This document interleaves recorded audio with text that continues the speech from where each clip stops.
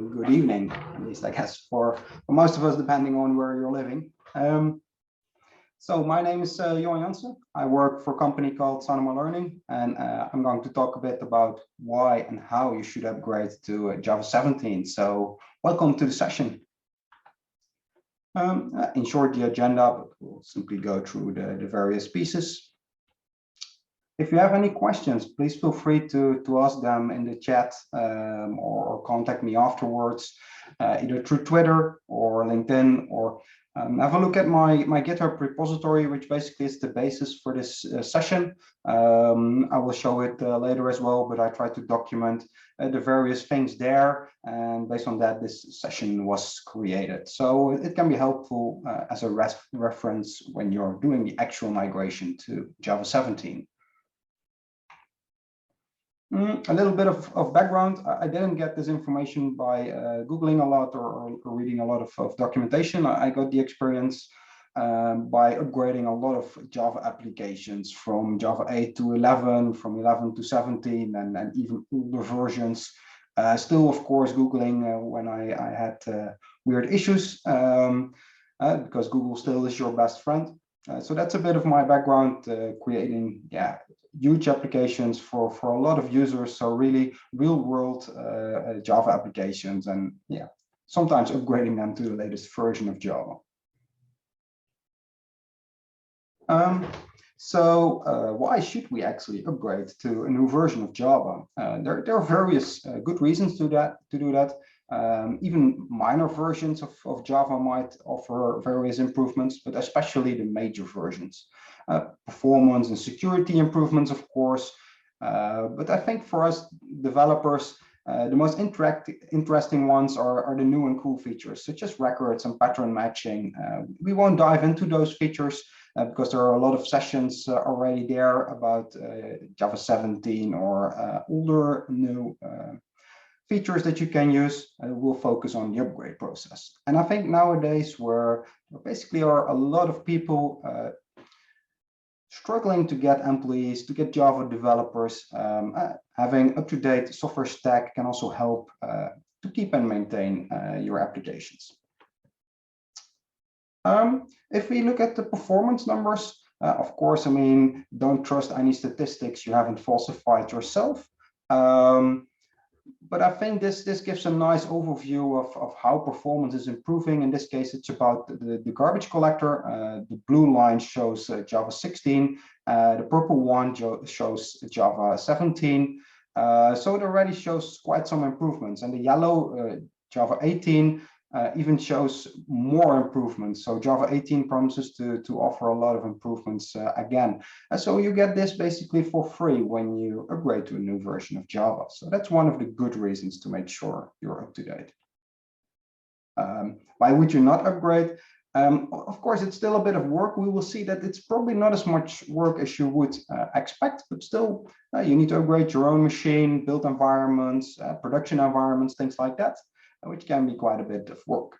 Another thing I often hear is that people are a bit afraid of migrating to Java 9 or beyond, because that's when the Java modules or Jigsaw was introduced. And a lot of people, they think that they need to use those features and they need to modularize their application. And that's actually not true. You can perfectly keep your existing application and not do anything with modules in your application. And I think like 99% of all applications don't use the module system explicitly in their own code base. So it's fine to skip that. Of course, it offers also some benefits. So you might want to use it, but it's not mandatory, definitely not. Another case where it's sometimes struggling to move towards new versions of Java is when your software is installed on customer machines. And maybe those customers, they still have like Java 8 or maybe even older, and that prevents you from using cool and new features of Java. And actually there is a bit of a solution there, and that's the multi-release jar feature, which is already there for quite a while, but relatively unknown. So I thought it would be good to incorporate it in this session as well. So what we have is we have the traditional Java.com example, in my case, a directory with an application and a student, and I have a second directory with Java 17 with again a student class. So how does that look like? Let's simply show it in an IDE. So if we look at it, Java 17 is here. So here is the normal student class. It's a normal class, relatively simple. It has a isBlank name check, which checks if there are any blanks in the name, and it returns that it's a Java class. Then there is the Java 17 version, which is a record, so a new Java feature, and it uses the string.isBlank method, which is also recently introduced inside Java, so I don't need to have the manual check that I wrote in the older version of Java. Then I have an application class, which basically prints which Java version is being used, if the record or the class is being used, and then it prints some information. And so I combine two versions of Java into one application. I need to do a little bit of configuration for that. For instance, for Maven, I use the Maven compiler plugin, and I say that the normal stuff should be compiled with Java 8. So that's the stuff in the Java directory. And I also say that I want to compile some elements with Java 17, and that's the items in the Java 17 directory. So with that, I'm basically compiling everything. To show how this works, I'm using a Docker file. And in the Docker file, what I do is first I build the application on Java 17 because I use Java 17 features. I create a jar file from it, and then I run it. Then I copy that jar file and run the application on Java 8. And then I copy it again and run it on Java 11. So let's see how this looks like. This one.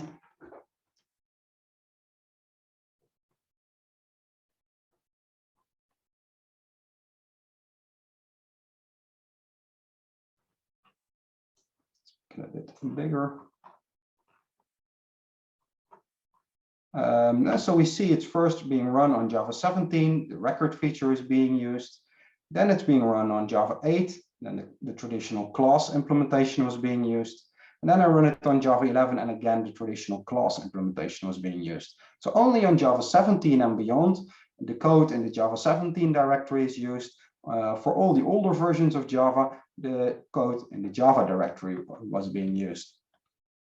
And that can be quite helpful. So you can make use of new features in Java 17 or maybe Java 16 or whatever Java version that maybe offer improved performance. And then you implement that in a separate directory so that you can create a jar file and deploy it at your customers. And customers who have Java 17 will get the increased performance. And customers who still are on an older version of Java, yeah, they have a slower performance, but I mean, that's their own fault. They should upgrade to a new version of Java. But at least you still can support them. One thing to be really careful with is that every class that you basically duplicate, in this case, should have the same public API, so the same methods, because else if you at runtime call one of those methods and it doesn't exist, you of course get an issue. That's not enforced by the build tools, but the IDE gives a warning, and you can use the jar ---- validate as well to check if there are any issues in there. So I think this is a nice feature for small parts of the code base. I wouldn't write an entire application in two versions of Java because that's really hard to maintain. But for certain performance improvements or other improvements, it can be quite helpful to use, and it's relatively easy to get started with. Another thing that helped quite well is the usage of Docker. You already saw that the previous example, I ran it in Docker. I could easily show you how it works in different versions of Java. But also if your application is already building and running in a Docker container, then you can easily upgrade it yourself. Before, often we had Java versions installed on some build server, and then some people needed to upgrade the build server with the latest version of Java so that you could use that. And then the same went for your production environment and everything.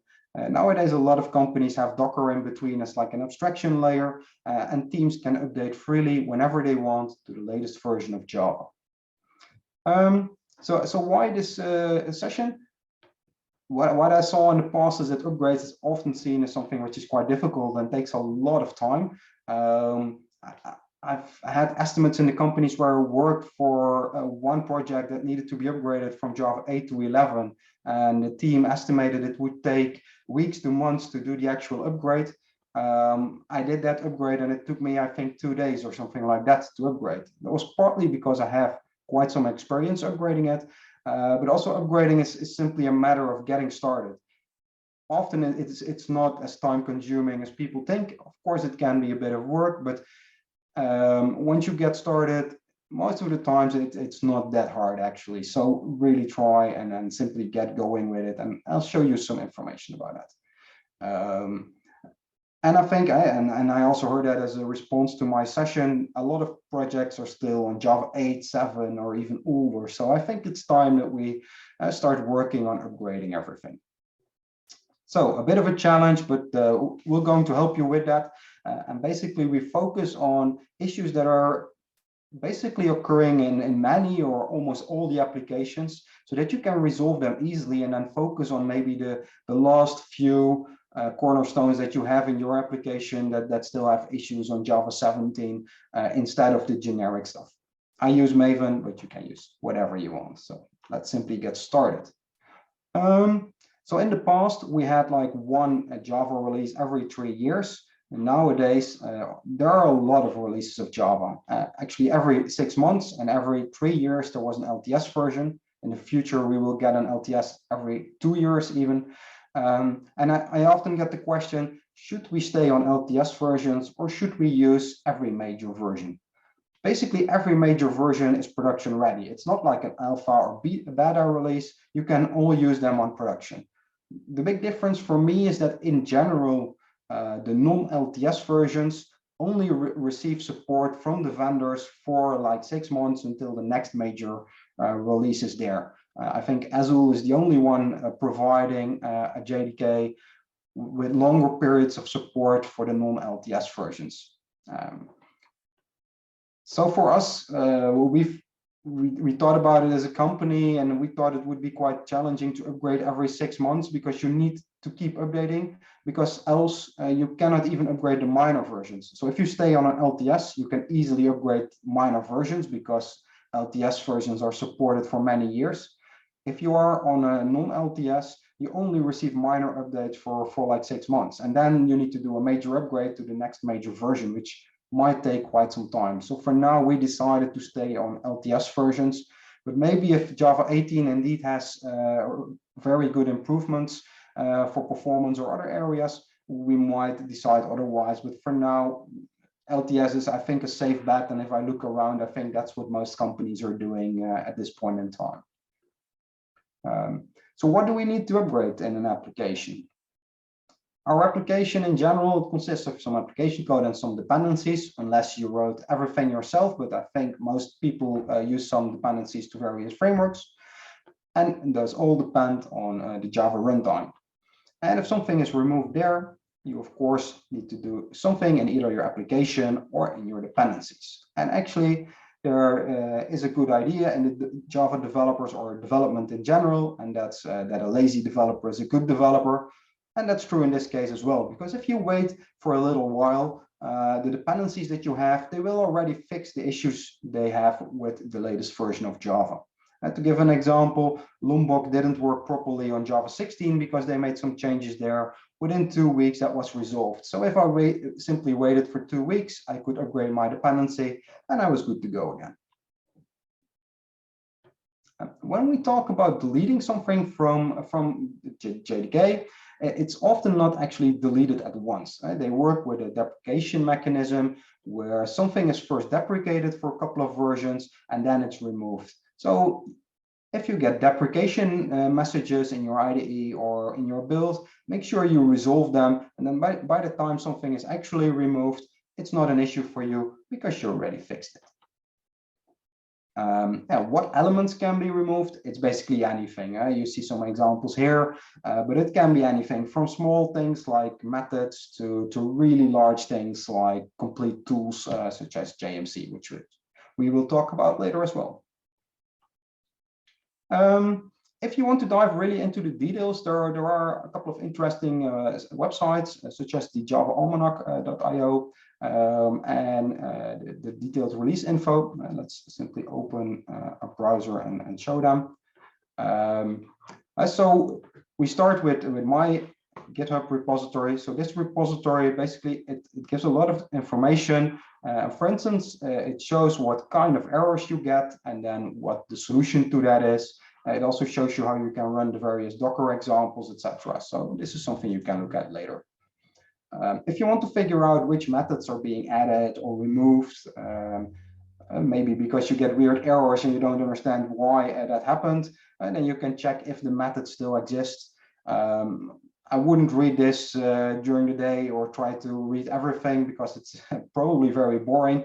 At least I find it quite boring to read through, but it's a nice reference. There is also a bit of a other GUI above it from Fuji, which basically contains the same information, but it's displayed a bit different. There is the OpenJDK website, which shows the Java enhancement proposals or JEPs with all the nice numbers that you sometimes hear. And like the bigger changes in each version of Java, you can look at them for more information. There are the detailed release notes, which also give a nice overview of what's being removed, such as specific certificates and things like that. So again, you can use these as quite a nice reference. There's also a getting started guide nowadays from Oracle to upgrade to the latest version of Java, which might also be helpful to you. So that's a bit of background information and some links that might be interesting. So if you have the upgrading process, often you still work on your normal application on an older version of Java, and maybe you have to resolve some production bugs. So you want to switch between running on the old version of Java and a new version of Java. And there are various ways to do that. I showed Docker, which is quite nice, but the feedback loop is a bit longer. I don't recommend it to do that when you do your actual upgrade, but it can be helpful to verify some elements. I did an upgrade once, but really weird issues, and I didn't understand why they were caused by the upgrade of Java. And then I ran the project in Docker, and all the issues disappeared. And then I found out that actually the issues were caused because there was some code that didn't function properly on my Windows machine. So Docker is a nice way to verify things and quickly compare items. But when you do the actual upgrade, make sure you have an IDE running with the latest version of Java. That makes the upgrade process a lot smoother. If you want to run something in Docker to check out, Docker is relatively easy. You see an example here, and that's basically enough to create a base image from Docker. And then you can build it with this command. Don't forget the dot at the end. The dot specifies the context. It's not the end of the line. If you forget it, it doesn't run. And if you run it like this, basically your application is run on Java 17, and you can see what happens. If we roll out a new version of Java, I think this is the most common way to do that. Personally, I work on a lot of projects, and I don't have all the projects completely set up on my machine. So I sometimes start with the build environment, increase Java there, and see basically what goes right or what breaks to get a quick overview without me having to set up everything locally with things like, I don't know, databases and stuff like that. When you upgrade from one version of Java to the other, and maybe you're still on 8, you can upgrade to 17 at once, but if you then have any issues, it might be hard to figure out what caused those issues. So it might be good to make a bit smaller steps when upgrading.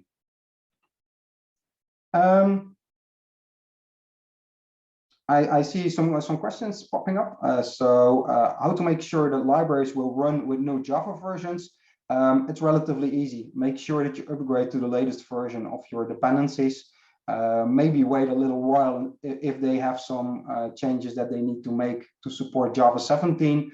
But in general, I found out that most of the time I simply could upgrade already before Java 17 was released. So I did some upgrades on an early access version of Java 17, simply upgraded to the latest available versions of my dependencies, and then it was already running. I also show you some tools that can help with figuring out which versions to use in a second.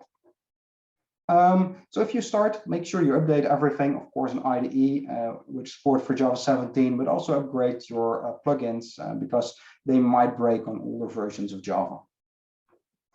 For Maven, it's relatively easy since Java 9 to configure which Java version you want to use.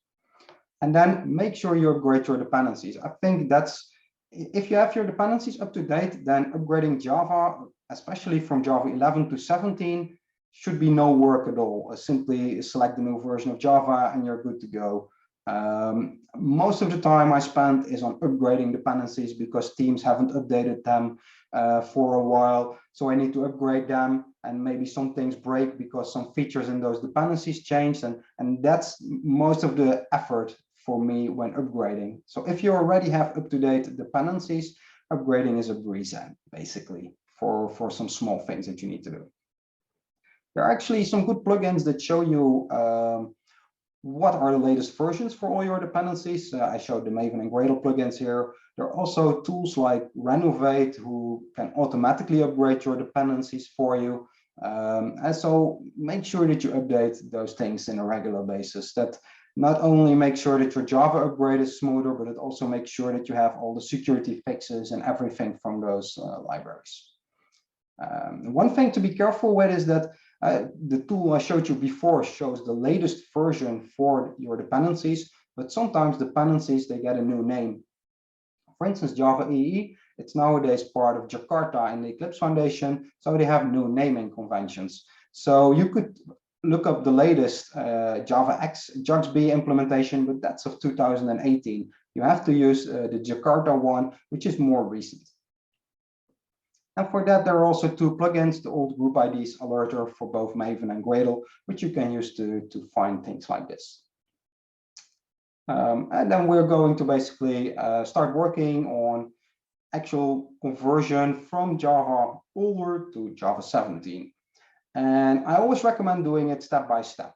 So for instance, compile code, run your unit test, maybe run your integration test, packaging application, and then test a running application. You could also try to do all at once and try to get everything running at once, but then sometimes you might spend quite some time on it and you have no idea how far you are, or you say, oh, I'm 80% done, but we all know what 80% done means. It means that you still have to do like 90% of the work. And so do it step by step so that for yourself and for others, you can show the progress that you made. You can say, oh, everything is compiling now. I just have to run my unit test, and that's the next step. So do it incremental. Then you end up with a nice and delicious pizza. So now we quickly go through all the various things that have been removed in Java, which will probably impact you, or at least some of them will impact you.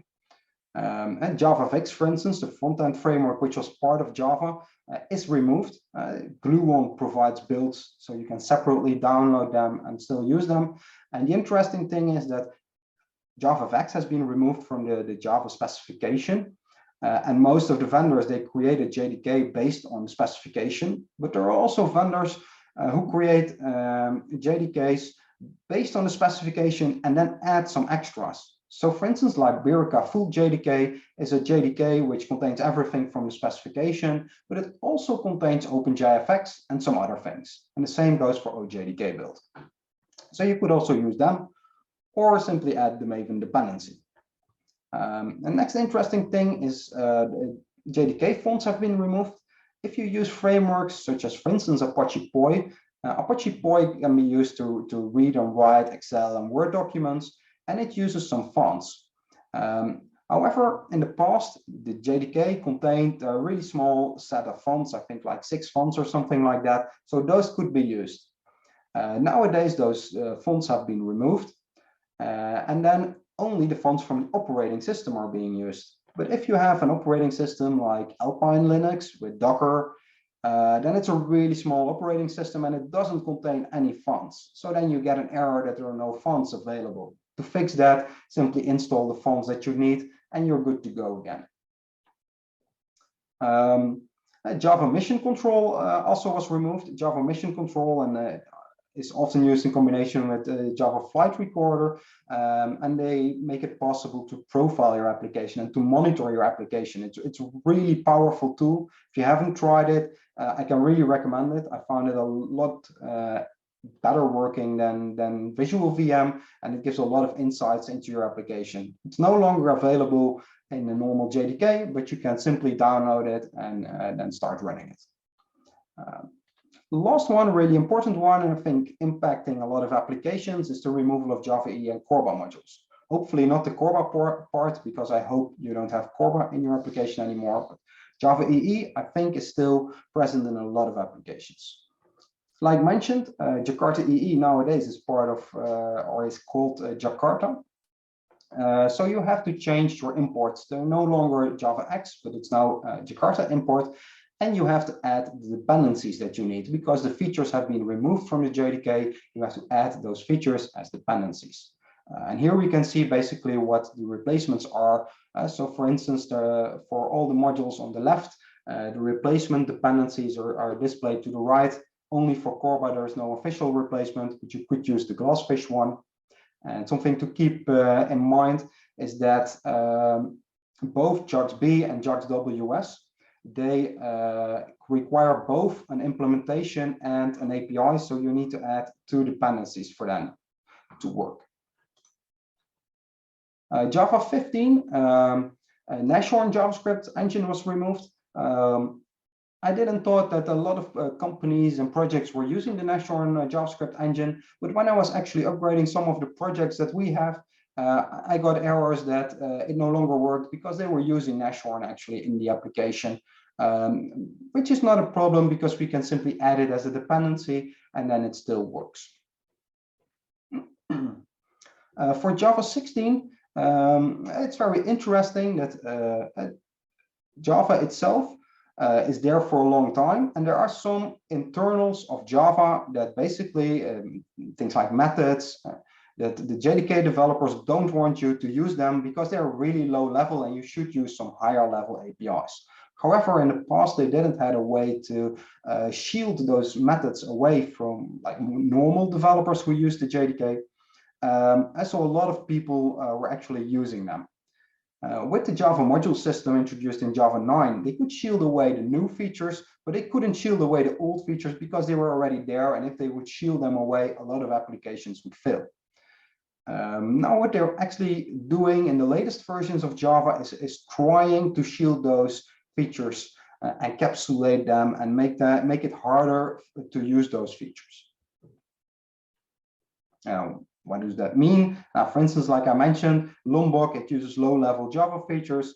It broke on Java 16. Within 2 weeks, they released a new version of their software, and you could upgrade the dependency to it, and you were good to go. So in general, if you upgrade your dependencies, you're good to go.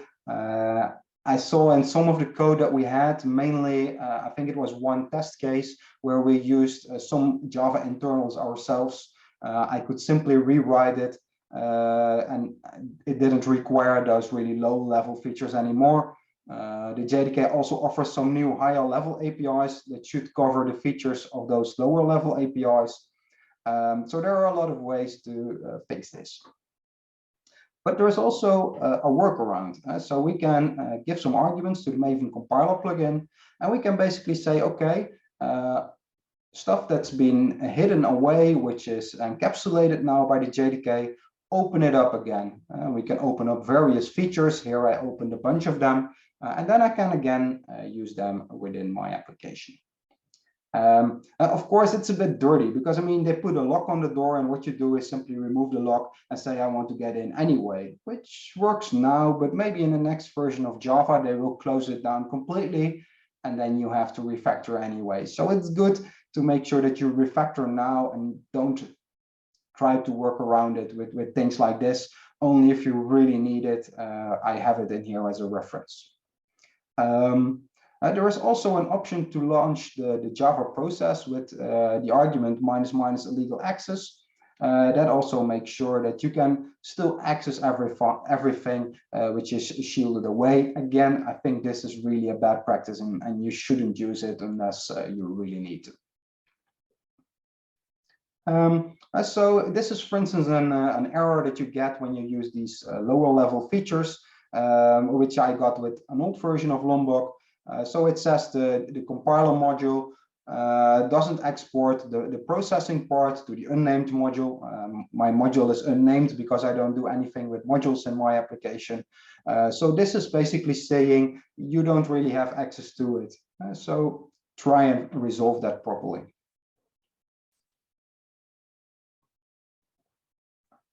Java 17, they deprecated the applet API, so it's not removed, but it will be removed in the future.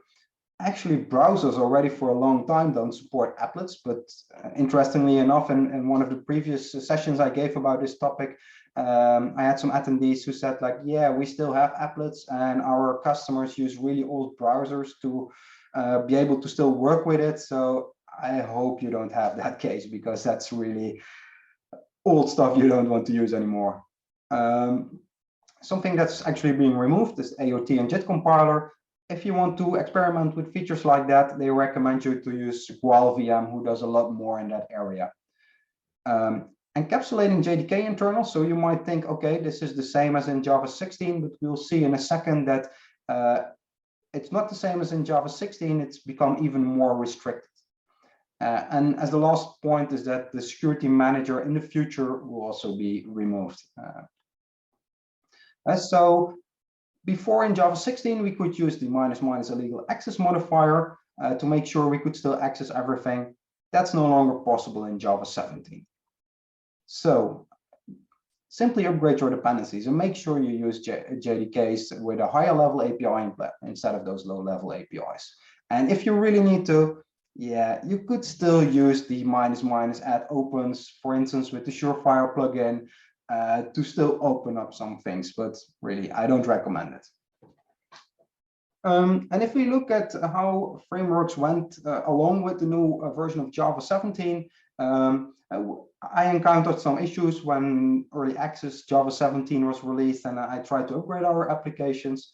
So one of the examples was an enum where we have a method inside a field, and we tried to mock that. And then in Mockito, we got a nice issue. And I contacted the people behind Mockito, submitted an issue in GitHub, and it was fixed in a matter of days. So if you use a new version of Mockito, this is fixed. So this is one of the reasons why you should make sure that your dependencies are up to date, because then things are already resolved before you actually see them.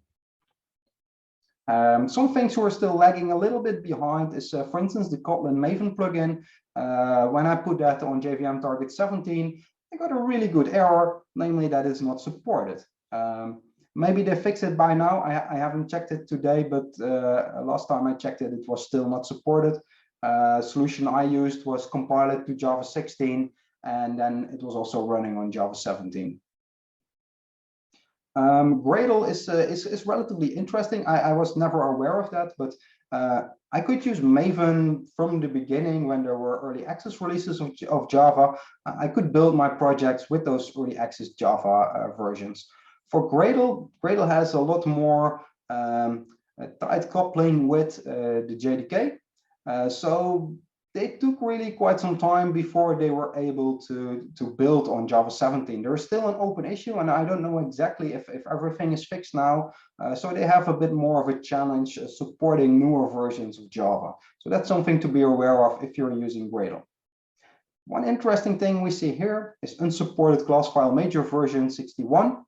Actually, you can see that in a lot of places. I, for instance, got it with Jacoco. I got it with various plugins that I run. So what does it mean, the class file 61? So it's interesting, the class file major version 61 is actually the version of the class file which is used for Java 17. Version 60 was used for Java 16. So basically, it says, okay, the stuff you're trying to run doesn't run on Java 17, but then with a completely different number, which the first time I saw it didn't make sense to me, but luckily, I mean, we have Google, so Google explained it to me, and I now explain it to you. So next time you see 61, you know it's 17, because 6 plus 1 is 7 or something like that. Oh, it's just a number going up. There's not much logic behind it.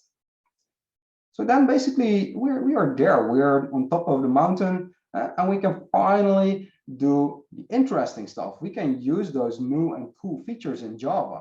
And we can use records, we can use pattern matching and things like that. And before that, before you go and do that, I quickly wanted to show you how you could test various things on, for instance, Java 17. So on Java 17, when I run it with Docker, I first run it on 16. Let's put something to the side because I can't otherwise see it. First run it with 11. So I have a Java 17 example project with Mockito in there, and basically the big difference is that in the broken one, I use an older version of Mockito, and in the fixed one, use a newer version of Mockito. So on Java 11, both of them should run perfectly, because on Java 11, there were no issues in Mockito. So let's see how that's doing. It's compiling, running everything inside a Docker file, or in a Docker image, basically, based on a Docker file. And we see that everything is running successfully in here. If we now run the same thing within Java 17, we will see that the broken one will now break. So this is an easy way to create like hello world examples for something if you're not sure why it breaks and if it's related to Java upgrades or related to something else. You can easily create a really small example, maybe based on my GitHub repository, or you create one yourself. And then you can easily run it in various versions of Java and see what's going on there. Without having to continuously change Java versions on your machine or something else. So here we see that the broken one indeed failed and the fixed one succeeded. Of course, when you scroll up, you can get some more details about it.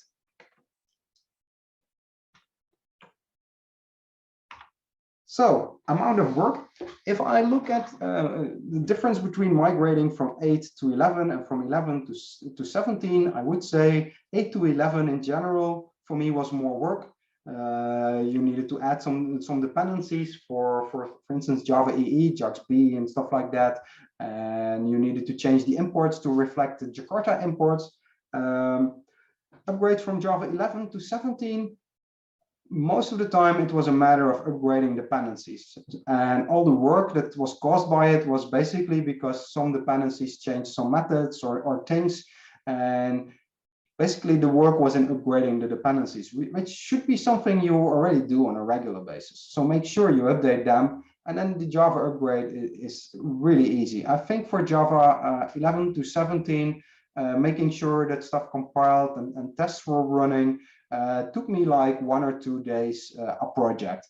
And 1 or 2 days is basically spent on waiting for builds to finish. So you can do other nice things in between, watch some interesting sessions on a conference, for instance, or watch YouTube, get a coffee or something like that. Although getting coffee constantly while waiting for builds probably ends up with too much coffee exceptions, but it's not that intensive.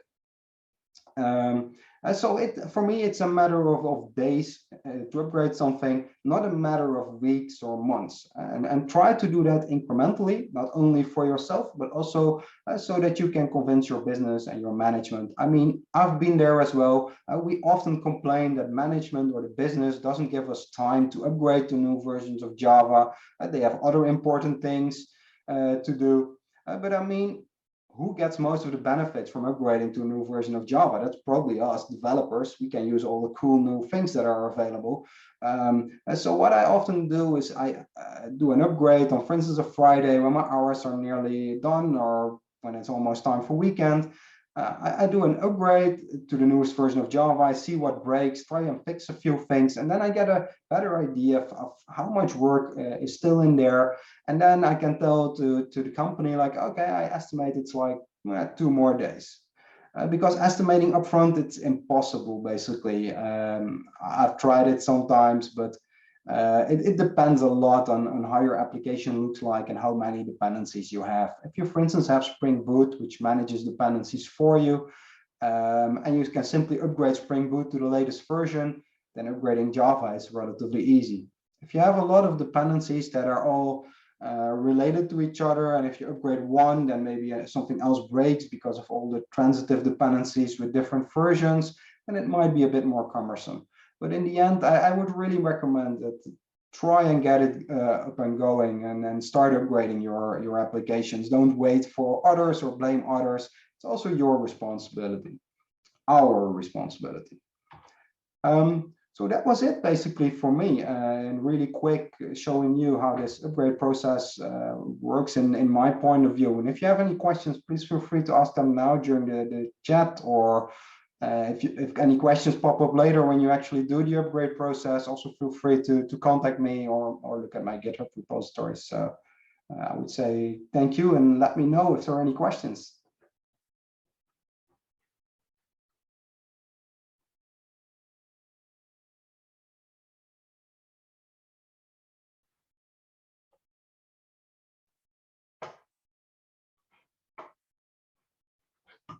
Yeah, I got the question, 240 dependencies, some commercial, some not maintained anymore.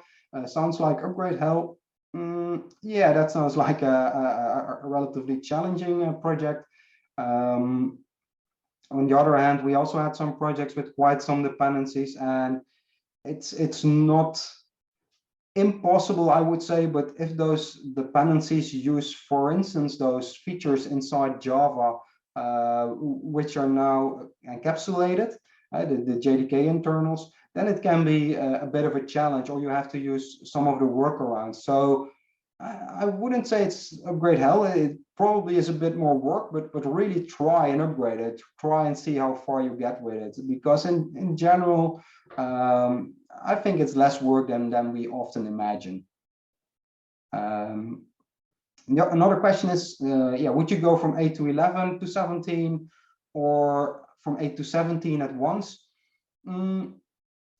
Maybe I would say try to go to 17 at once, because I would advise to, if you are on 8, upgrade all your dependencies to the latest version, make sure that runs on 8, and then simply try out to run it on 17.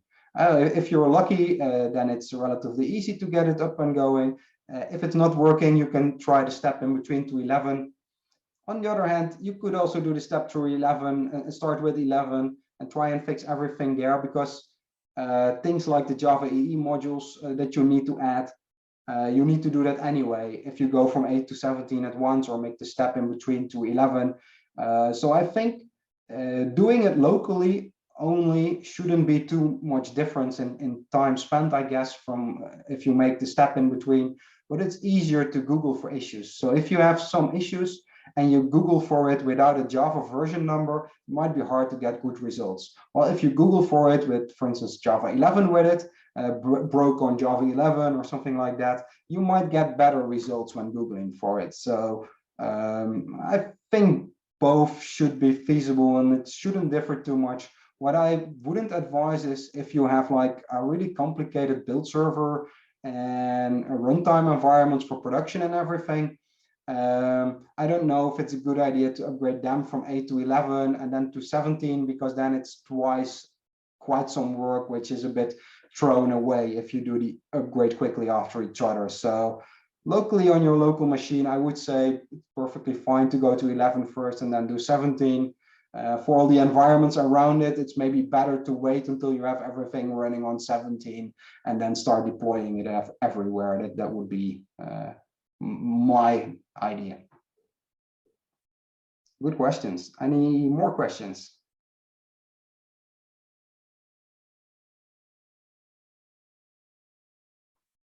The question, is it worth to go from 8 to 9 before going to 11? I think the main changes in 9 was the Java module system. And the Java module system, like mentioned, you don't need to use it. So if you want to use it, you could make the step to 9, but I think it doesn't matter too much. You could go to 11 just as quickly. And I think one of the things to understand is that Java 8 still receives minor updates, and I think they will still support it for a couple of years, depending on which vendor you have. Java 9, I don't know how long the upgrades, the minor updates for Java 9 are still being released. So that's something you would have to check. I haven't checked it myself.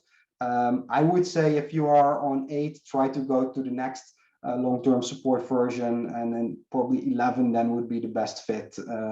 Else you make a really short step to 9.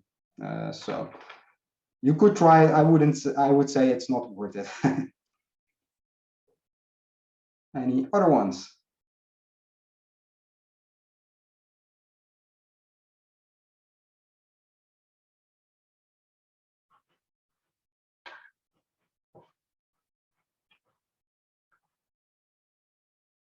Then I would say thank you all for joining. And if you have any remaining questions later, please let me know, and enjoy the rest of the conference.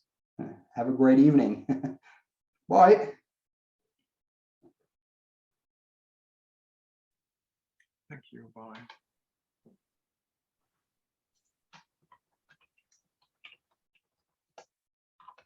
Oh, and don't forget to leave any comments if you have any for the evaluation, so that I can again improve this presentation in future sessions. Thank you.